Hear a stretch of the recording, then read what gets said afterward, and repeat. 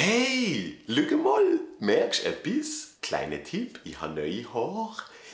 Nein, nicht geschnitten, auch nicht gefärbt, sondern weißt du noch das Shampoo, das ich gekauft habe gegen Haarausfall? Ja, das hat nichts gebracht. Aber darum habe ich jetzt ein Toupet. Ja, das Modell heisst übrigens Miley 2015. Wieso auch immer. Als hat der Teenager nicht schon genug Probleme, kommt jetzt noch eins dazu. Oder es fallen viele weg, wie man es nimmt.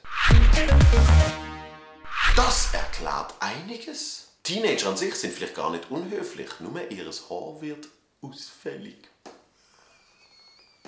Und der Trend wird immer wie grösser. Gewisse Promis haben nicht nur Zweithaar, sondern auch Dritt- und Vierthaar. Zum Beispiel hier. Viele helfen sogar noch mit Farbspray nach. Auch in der Politik ist es sehr beliebt. Der Alain Berset zum Beispiel hat auch ein Toupet. Ein Glacé-Toupet.